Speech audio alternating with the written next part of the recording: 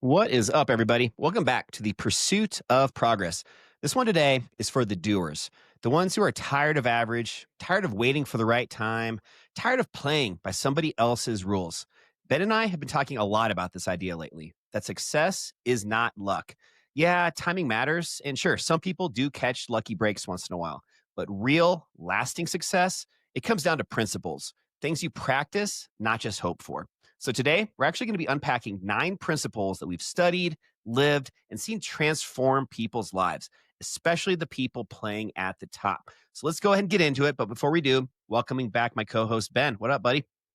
Hey, what's up? So glad to be back. Love these 9 principles that we're going to be talking about. Speaking of which, what is the definition of luck?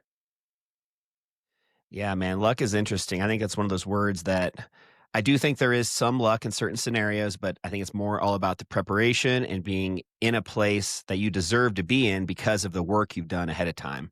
Yeah. What about you, man? What do you think luck means exactly? I've always defined it as where opportunity meets preparation. When I like those that. two things collide, a lot of people can't even identify opportunity because they haven't developed themselves. They don't have the skills to even recognize what opportunity looks like. hmm Definitely, man. Yeah, it's something that you think changes over time. I think as we've both gotten older, our perception of some of this stuff changes just because now we have more time under our belt and realize that, anything great in life, it takes time. And that hmm time and patience and hard work is what puts you in positions to be lucky sometimes. That's it. Yeah, man. You Let's ready? just jump You right ready? into this. Let's jump right in. All right. Well, let's start with principle number 1 here. Be misunderstood. If you're chasing something big, be ready to be misunderstood. Your family, your friends, even people closest to you, they're going to question it. They remember the older version of you, the one that you're not becoming. Bezos was misunderstood. Elon still is. Big vision always looks crazy at first, and that's okay. You don't need permission to chase greatness. You just need the courage to stay the course. I love that. Very well said. Yeah, I think this is something that I like to think of this concept of it's lonely at the top, or Yeah. just when you're wanting an extraordinary life, you have to be extra. You have to be more than ordinary. And I think a lot of people that maybe aren't in that same mindset, they just don't understand you when you're shooting for the stars and some of these big goals and dreams that I know both of us have, as well as most of our audience, hopefully. I think the first step is you have to be fed up. You have to be unsatisfied with where you're at whenever you make a change. But then once you start making the change and you start changing your habits and your behaviors, your sphere and your circle is really going to question you. Why are Yeah. you eating healthier all of a sudden? This isn't how you eat. And even though they might be well intended, your change in behavior is actually making them very uncomfortable. And what they're trying to do is bring you back down to where you spent your life at and to where your relationships were built. And so stop caring about the opinion of others. It's okay to be misunderstood because if you want to go somewhere, this is just going to happen. That's the reality. Yeah, definitely. Well, the second principle, the one I wanted to share with you guys first, is just how important it is to ask better questions.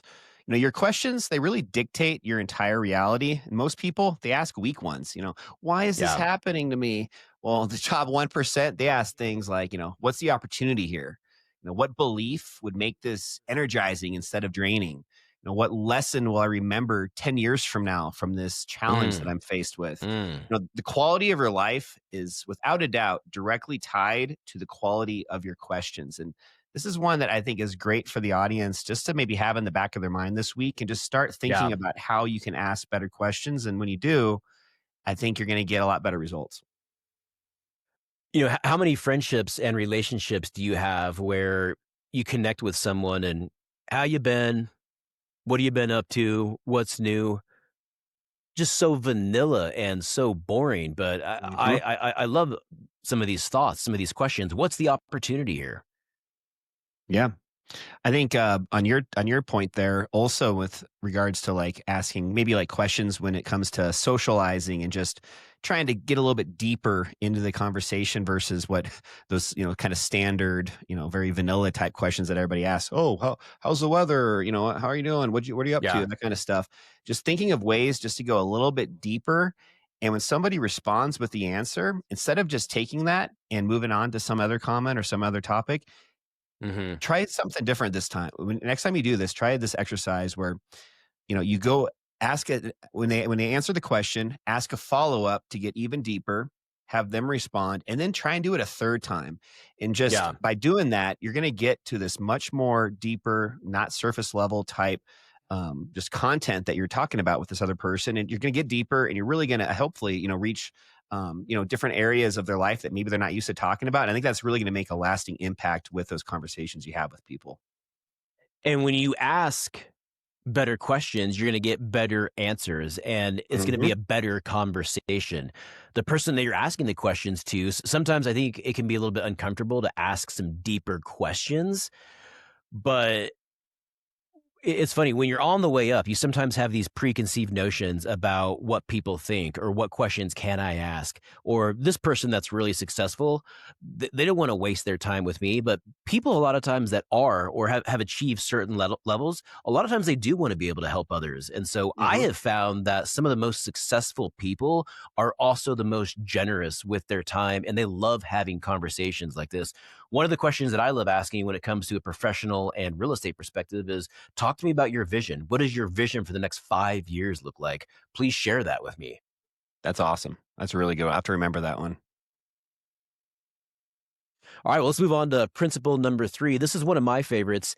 Give to get. Now, I want to make this very clear. You're not giving to get something from a selfish perspective. It's learning to give with authenticity.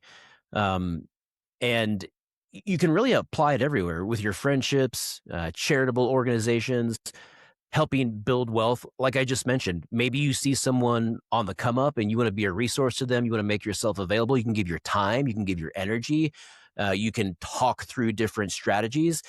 But one thing that I found is that it always builds deeper relationships.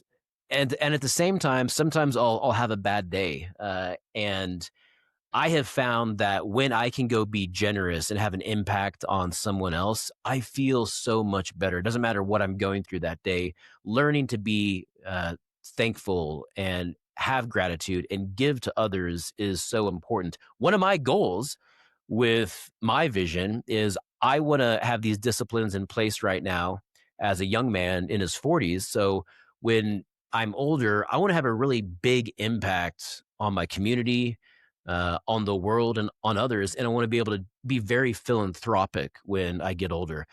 But it's also a habit that I have to start learning right now. So if you haven't learned how to be generous, it's not like all of a sudden one day you're going to wake up and be generous. You have to practice that right now. So learning how to kind of take some of those baby steps and be generous with your money, with your financial resources, with your time, doing that right now. That's one reason that I'm an assistant cross country coach at the high school. I wanted to be able to volunteer my time to have an impact on underprivileged youth. And it's not anything crazy, but it's me just getting in the habit of being generous. And I'd give yourself a little bit more credit than that. I mean, it's 5, 6 days a week. I mean, that is a huge time commitment and very admirable. That's something I've really looked up to you for a lot over the last few years. And one other Thank thing I you. just want to add on before we move on to principle number 4 with regards to giving to get. As I've gotten older and I've had some other people reaching out to me to get advice, Yeah. to maybe get help with things, just to give you guys a little pro tip here, if you're in the position of trying to give to get, don't have a ulterior motive. Don't have a different reason other than just being genuine and just wanting Yeah. to give. If you have some underlying reason why you're doing something, it comes out so obvious. If you're just kind of surface level, just, oh, let me help you out with this. And then that they're doing that just because they want something in return. Don't Hmm. expect anything in return. Really be authentically just generous with your time and your energy. And I promise you, if you do that authentically, it'll come back around and you'll end up in a much better place. Just don't be that guy that's doing this just to Yeah. serve yourself. That's what I tell my banking customers. I'm here. I want to be a resource to you so you can make an informed financial decision based off of what you believe is best. I'm here to guide you. I'm here to lead you. You get to make the decisions. And I want them to be empowered with the information that I'm giving them. And I'll even say, I would love to have the opportunity and the blessing to work with you. But, if they tell me that they're shopping or they've contacted 3 or 4 different lenders, I'm here. I'm available. You're going to get my best. I'd love to work with you, but I will respect your decision. Hmm. Yeah, that's the way to do it, man. Let's jump into principle number 4. And I really like this one too. This one is all about investing in your priorities. So your calendar, it doesn't lie. And everyone says family, fitness, faith, freedom are priorities. But if you really look at Yeah. where they spend their time and money, it just doesn't match up. If it matters, you invest. The grass is greener where you water it. So really put your values on your schedule and your budget. Just one example of this recently for me is, I've started to, even though I don't have a ton of disposable income, I'm starting to try and find ways to invest in myself through coaching and different other courses for continuing education. Just think of different ways that you can invest, specifically though, in areas of your life that you're really making a priority to improve on, whether that be your career, your family, your faith, any of that kind of stuff. But just be very intentional about where you're investing. And it's crazy with coaching. A lot of times you hear coaches that you're talking to maybe on more of a personal level. And they talk about, why is coaching so expensive, especially these higher level coaches? And oftentimes it's just because if you don't have a dollar amount associated with what you're doing, if you're not investing money, you're not going to take it nearly as seriously. I could give you Mhm. guys 2 different courses, one that's free and one that's $1,000, and they're both identical. I guarantee if I give it to you for free, you're going to read maybe the first 5 pages and just give up on it because you don't have that value tied to it. Whereas if you pay $1,000 for something, you've got money behind this, Yeah. and you've invested in this. And at that point, you're going to be probably a lot more likely to finish the course and really put more energy and just effort into it. I recently took a AI class that was a 1-day investment in person. There was also a financial cost as well. But what was so interesting is the instructor, who is extremely, extremely successful, and he was so literate with AI, just blew my socks off. It was just amazing. So, anyways, he was diagramming on a whiteboard his strategy as far as how he was building his AI and tying that in with recruiting and follow up and all these other things. And at the end of the diagram, he's like, "This right here, that's $100,000 lesson right there."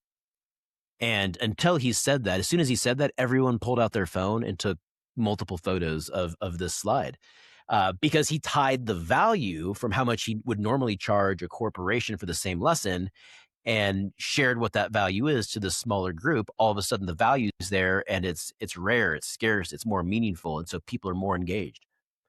Love that. That's really good. All right, moving on to principle number 5. Ask for bigger problems.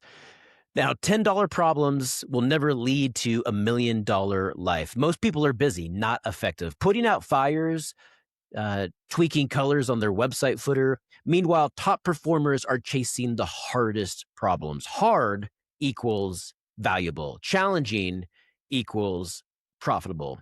Solve something big and you won't have to worry about the small stuff anymore. Man, I love this one because I have over the years learned that our biggest problems are our greatest opportunities for growth, for perseverance. And when you have that attitude, it doesn't matter what comes into your life, everything is a blessing. Yeah, I love that. Yeah, I think yesterday I was listening to one of the podcasts from Andy Frisella, and he was talking Mhm. about, if you want a big life, you're going to have to deal with bigger problems. It's related to having a bigger life. So just asking for those problems to happen, and maybe in a better way to put that is when those problems show up in your life, being, understanding that that's a gift, kind of like you're saying, that's a Yeah. blessing just because you're going to have an even bigger lesson that's going to come out of that at the other side. And you're going to be better for it in the end. That's also one of my favorite Bible verses from the book of James, where it talks about how to receive trials and tribulations into your life with pure joy, because it's an opportunity to grow, mature, and ultimately persevere. I was having this conversation with my brother earlier this week, and the storm is coming. there is always a storm that is headed our direction. Doesn't matter who you are, where you're at, how great your life is. And it's just about knowing that that storm is coming and preparing yourself right now. So when it does come, you have the resources, the skills, and the appropriate mindset to deal with it. That's very, very inspiring. I love that.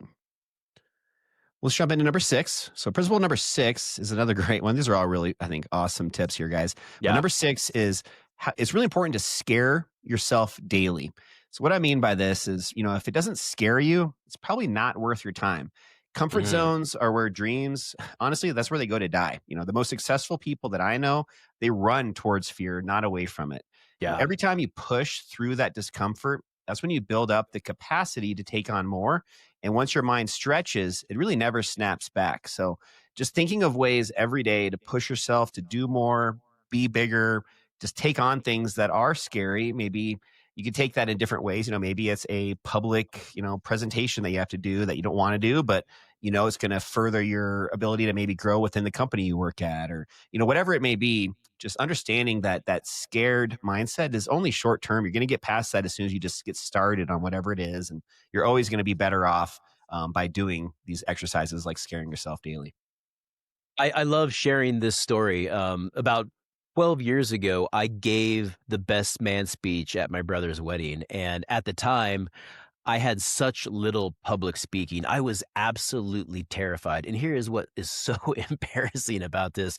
So I wrote this speech, I had it printed out, and I got up in front of like 400 people. Adam, I was so nervous. Literally had a piece of paper like this. I was so nervous. The paper was going like, I couldn't read it. I could not read the speech because, dude, I'm in front of 400 people. And oh my gosh, it's something that we laugh about to this day. So a couple years ago, I wanted to improve my public speaking. And so I started volunteering to lead homebuyer classes in person. And it was something that I was interested in and also a way to give back. But I also really wanted to improve my public communication skills.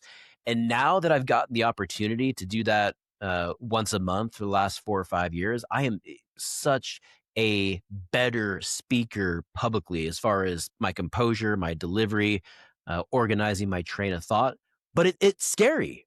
Hmm. Yeah. And doing that, and so I have those conversations with my kids at the same time. Does that goal scare you? Is it big? Well, it's not big enough then if it doesn't scare you. Yep. One last thing I'll add to that one too is if you're scared about something, it probably just means that you're not prepared enough. If you're Yeah. totally prepared and confident and competent in whatever it is that you're trying to do, that's going to eliminate 90% of it. So, Hmm. All right, well, let's move on to principle number 7, the 10x mindset. One of my favorite principles right here. Forget baby steps. 10x thinking forces you to blow up your entire approach. If you've made one sale this month, what would it take to make 10 or 100? That mindset changes your actions, your systems, your team. What got you here won't get you there. So think bigger, then get back to work. yeah, very, very true. I think whether or not Grant Cardone really, you know, coined this phrase of 10x, I don't think he did, but I think he really exploded it to the masses as far as with the business entrepreneurial space. But it's just such a great thing to think about, just always thinking bigger. I like to use the Yeah. term a BHAG, BHAG, Hmm. big, hairy, audacious goal. Just having these ideas and goals that are so big, this mindset that's so big, by doing that, it's going to completely change what kind of actions you're taking on a daily basis because you're taking actions that are to get to that level instead of just kind of the everyday mundane, normal 1x type levels.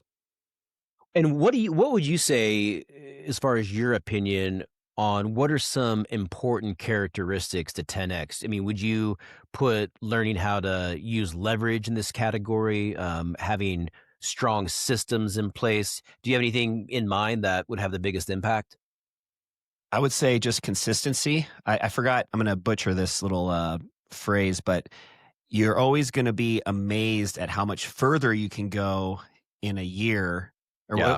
1 year and 10 year. I'm trying to remember how this goes, but It's like most people overestimate what they can do in 1 year and underestimate what they can do in 10 years. yep. And that's an example of just being consistent and understanding that when you have these massive goals and your 10x thinking mindset, it's Yeah. not going to just happen tomorrow. It's going to require even more structure, consistency, and just belief to not give up and just to keep moving forward. And if you do that, give it a year, give it a 5 year, whatever it may be. But if you keep to that and just keep going forward, you're not going to Mhm. lose. And it's going to be able to at least get a lot closer to that big goal than you probably ever thought you could get to.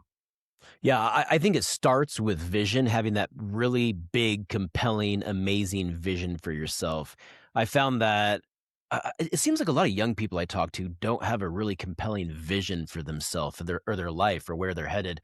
I'm around young people because being the high school cross country coach that we talked about earlier, but when I talk to them about their goals, what are your plans, what are you're doing next year, I don't get a lot of really exciting feedback. Now maybe they don't want to share that with me because I'm a coach, but that's just kind of how I feel. So I always share with kids like, have a vision that you can be excited about and have it be outrageous. Set a goal to be a millionaire when you're 16. Now, you don't know how you're going to do it, but set that goal now.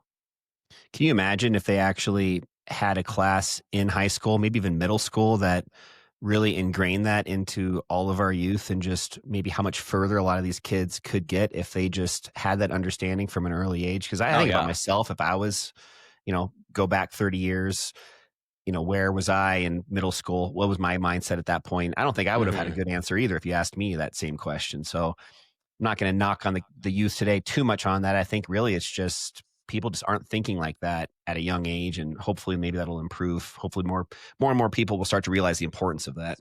There are so many distractions in 2025, but when you have a compelling vision for yourself that's big and exciting, you have something to look forward to, something to build towards. It gives more meaning and more urgency to today, how Hmm. you're spending your time, who you're hanging out with, and so it makes today matter more. Very well said. Yeah. Let's jump to number 8. This is another one that I really enjoy from another social influencer, but a lot more than that. He's also a very, very successful businessman, and his name's Ed Milet. I'm sure a lot of you guys know of who that is, but he talks a lot about this one, which is be blissfully dissatisfied. He talks a lot about this blissful dissatisfaction, where you can be grateful, but you can also still want more. And those Yeah. aren't necessarily opposites; they can actually be partners. So you should be proud of how far you've come, but don't let that pride turn into complacency. Keep Mhm. reaching, keep refining, keep building. That's growth. And I think a lot of people have these limiting beliefs where they get to a certain point and they get complacent and they don't keep pushing for more. And the other thing that I'll kind of add to that before letting you kind of give your feedback on this one is it's kind of cheesy, but you got to enjoy the process. You got to be, Yeah. happy, and I'm not using the word happy, but you have to be, um, content with You just have to appreciate the yeah, process. exactly. You have to be in a place of gratitude when you're going through this, because otherwise, what's it all for? You're going to make that, whatever it is you're trying to achieve. When you finally get there, if you don't appreciate the process, then you're going to get to it and it's going to be a little bit of an empty type win. It's going to not have nearly the same level of, satisfaction and just pride for accomplishing something that's, hopefully pretty big. Yeah, and the reason for that is because the results never come fast enough. You might go to the gym for 30 days and you may not notice a big change in your physique. But when you can fall in love and really appreciate the process, you know that every time you go to the gym or go for a run or eat healthy, make a smart and healthy food choice, that you're turning yourself into a disciplined, committed, powerful, resilient person. And when you flip that switch, you really learn to appreciate who you're becoming. The story that I was going to share was with my daughter's running. Now, she had a cross country meet this past week, and it didn't go as well as she would have liked. And she got 10th place overall. And there were like 250 girls in this meet. So it was a huge meet, 250 girls. She got 10th place. And she was really down after the race. And I just shared with her, I was like, hey, look, you got 10th place, but you still ran 2 minutes faster than you did last year. That's a huge win. Mhm. You also were the second girl in the state of Colorado. There were several teams from out of state, and so some of these other state teams, out of state teams, had some really fast girls. And so, just trying to give her a little bit of a different perspective. You're improving. Your trajectory is trending up. You're getting better. You're getting faster. You got 10th place. It's okay. So I was like, I know why you're dissatisfied, and it's okay to want more, but you're still trending in the right direction. So accept that, acknowledge it, but then, it's okay to be dissatisfied with how you placed. Yeah. She'll be better from it. She'll learn and she'll kick some butt this week on Friday. That's right. Excited for Friday. All right, last principle here. Think in decades, not days. This is principle number 9. Think in decades, not days. Now, this author wrote 12 books, and you would have no idea who he was. And then his 13th book blew up. The author that I'm referencing is John Maxwell. Most people give up after 3 weeks. Long-term thinking is the separator. Play the long game.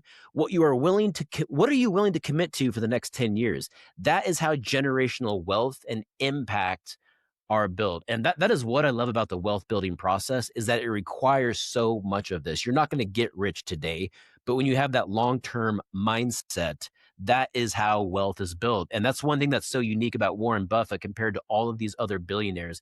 He was never in a job where he personally had outrageous personal income, but he Yeah. learned how to make smart money moves. He learned how to invest his money wisely, and then he let time do the heavy lifting. And he's not a tech CEO or founder of AI or Google, Amazon, anything like that. He's just been very consistent. But here he is in 2025, still one of the richest men in the world. Yeah. Very, very inspiring just to see how different people, can get wealthy and, the outside of the outliers like, Bezos, these people that are tech type, overnight Mhm. successes. Well, I shouldn't say that about Bezos because he actually put a ton of effort into it as well. But some of these other guys that are kind of these tech overnight success type people, Yeah. they really kind of ruin it for a lot of the other people, especially youth that don't really appreciate that that's a very, very rare thing. And really what is a lot more achievable is that consistency and just the long game. I know, it's like billionaire. It's like everyone's a billionaire now. Doesn't it seem like that? Yeah. Yeah. Oh All my right, guys. gosh. Let's kind of wrap this one up. Hopefully, this guy gave you guys some value. I'd love just to kind of recap on what we talked about today. So, the 9 principles that separate the top 1% from everybody else. Number 1, be misunderstood. Number 2, ask better questions. Number 3, give to get. Number 4, invest in your priorities. Number 5, ask for bigger problems. Number 6, scare yourself daily. Number 7, 10x your thinking. Number 8, be blissfully dissatisfied. And last but not least, number 9, think in decades, not days. Print these out, save them, live them. If this episode spoke to you guys today, send it to a friend who's been playing small for too long. And as always, new episodes drop every Friday. Full video versions always available on YouTube. This is The Pursuit of Progress, and we'll see you guys next week. Ben? Love you guys. This is the Pursuit of Progress podcast. Love you guys. We'll see you next week.